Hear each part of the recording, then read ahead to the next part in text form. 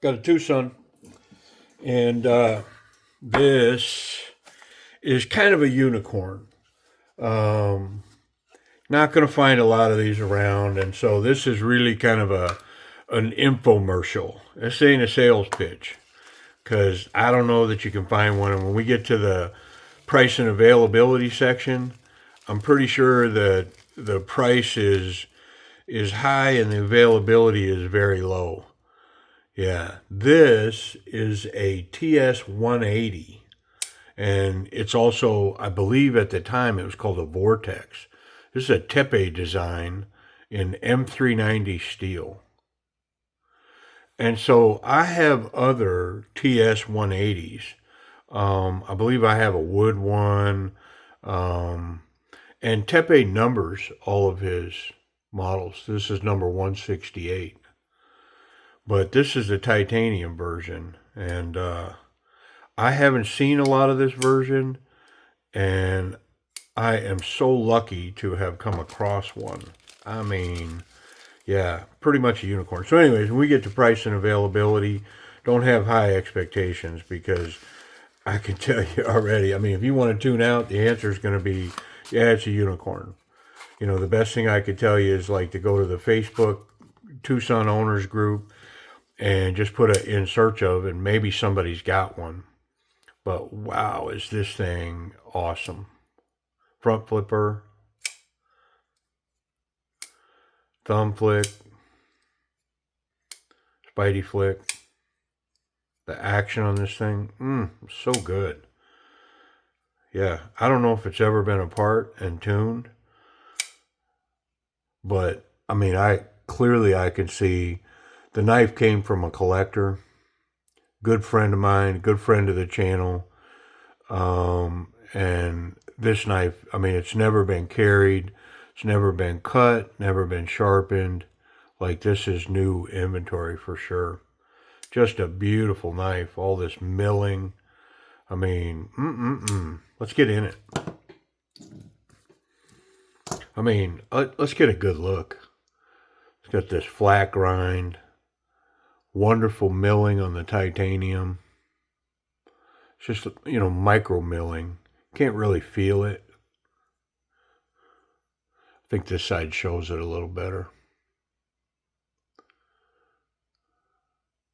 Yeah, it's so fine you can't feel it. Beautiful M390 blade, and then the thumb studs are titanium as well, and very smooth, refined, work wonderfully. All right, now let's get in it.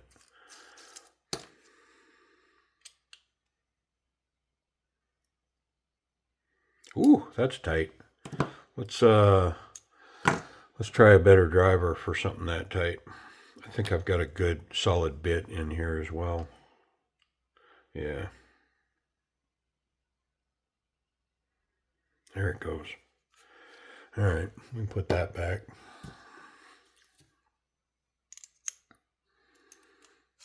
Yeah, that was tight.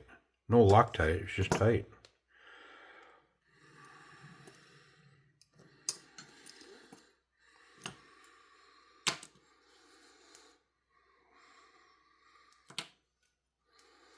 I mean, it's almost like the titanium had somewhat of a polish put on it, because it, even on the inside, it's got a nice satin polished finish to it. So I do believe that the piece was run through a polisher or on a buffer. It's just gorgeous.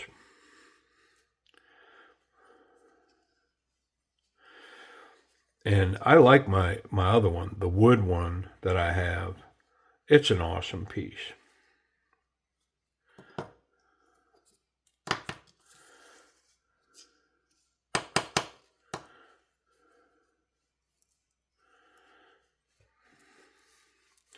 That's one of the things with these Twosuns is that, and I have it happen to me all the time, that I have a particular model And then out of nowhere, I find that the one I have, the same model, there's an upgraded version. It's got, high end steel, titanium, and unless you really chase these Twosun models, there's a few people that do, that know these models really well, certainly better than me. I mean, you'd think as many as I collect that I'd be more of a connoisseur when it comes to these. It's just I'm not a stat person. I'm not chasing down model numbers, and if it's not written down somewhere, I probably don't know it. But there's a few out there that could tell you, they could look at a knife and go, well, listen, there's an upgraded version of that piece, and it's full titanium, blah blah blah. Where like on this one, the one I have is, I believe it's D2, and then it's got Coca-Cola wood scales on it. But it's a gorgeous knife. I love it.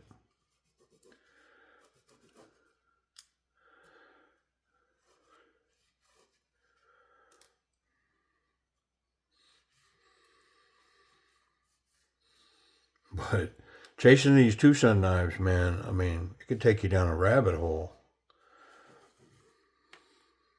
But it's a fun one. I most definitely enjoy collecting these Twosuns and the different models. I mean, I'm not sure what other knife I could collect that would have such a broad spectrum of knives and availabilities and materials and designs, and there's just so much going on with these.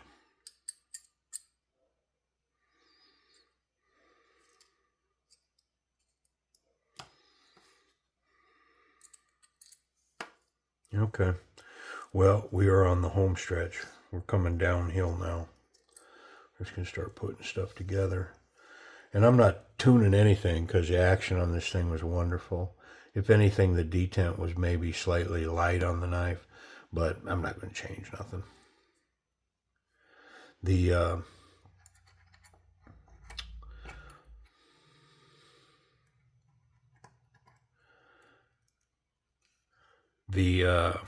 man, what a great example of a backspacer. So they did mill it here for another pin, but then they didn't mill the backspacer. They determined that just the one pin was enough to hold this in place. And man, I've been saying that for so long. It's not like you got to do a bunch of stuff here. Just make the backspacer longer.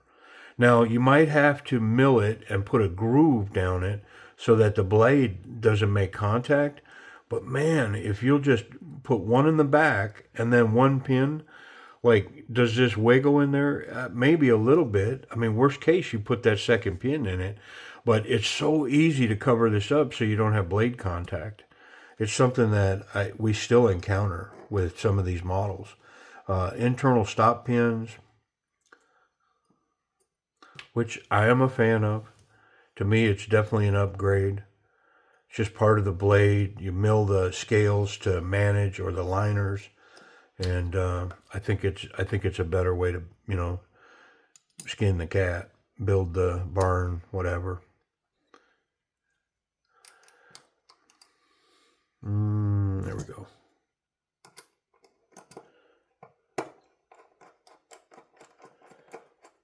Man, what a simple but wonderful piece.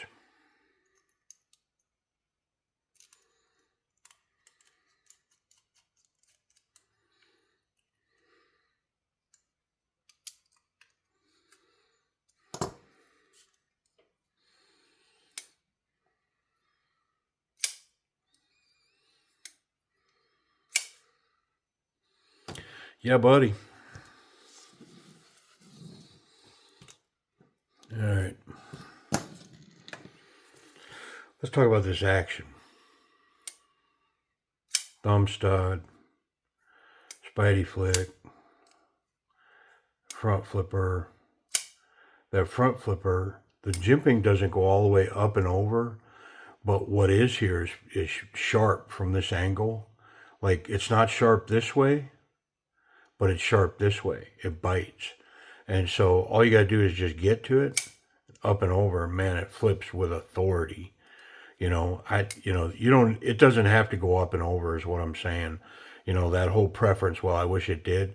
Well, on this one, just the way they've designed this, the face of it, just any contact with the thumb and go forward, and that thing comes out so well. Yeah, it's wonderful.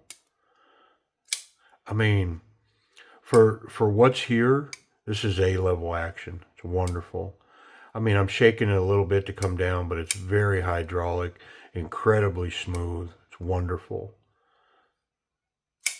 And that front flipper, I mean, I would say that it's so intuitive that this is probably one that if you're not really comfortable with front flippers, this one would teach you, because all it is just take your thumb and go right there, just right over the top. Man, that thing comes out wonderful. Ergonomics, so I can get 4 fingers behind this little swoop cutout here, which gives me, I mean, it's a pretty confident grip. Now the jimping on this, like I said, it's sharp going backwards, not so much going forward. I mean, is it there? Can I tell? Yeah. And then the thumb studs provide kind of a platform as well. So as in terms of confident, not so confident, confident, very confident, I mean, I'm going to come up short only because there's not a real pronounced finger guard here. And so could I come up and over it? Yeah, I could, but it does tuck in the back here. I mean, I've got pretty good leverage. I think I could go forward with this knife. The reverse grip, I mean, the reverse grip is definitely a confident grip. Capped with the thumb, I'm gripping down onto the pocket clip. Just wonderful, strong grip right here. Very nice. Oddball, and my palm gets up high on this flat spot here. Not necessarily someplace I'd want to be. Speaking of that flat spot, can you choke up with this? Yeah, you can. You can get right up in here and, you know, it's nothing I want to do, but you could. You could definitely choke up with this knife right there. Let's check the pocket clip.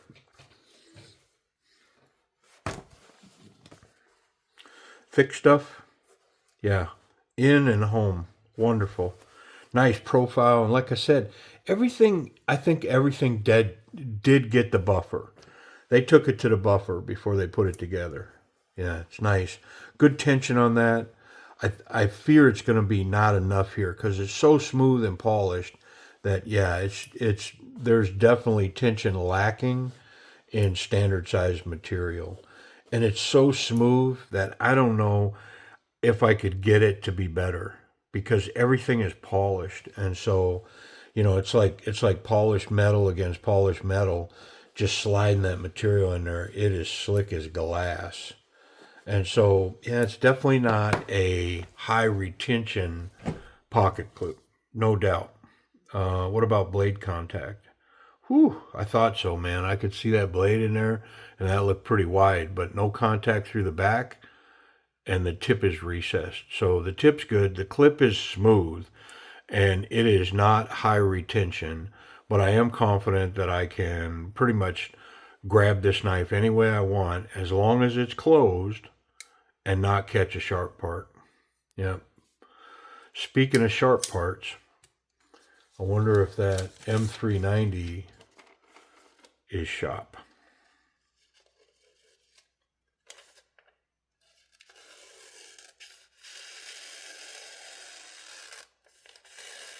Yeah. Yeah, it's plenty sharp. I'm not going to do nothing to it. I dig it. All right. So ts180. It's a Vortex Tepe design. Titanium M390. Man, what a beautiful piece. I appreciate you checking it out with me and taking a look. And yeah, thanks a lot.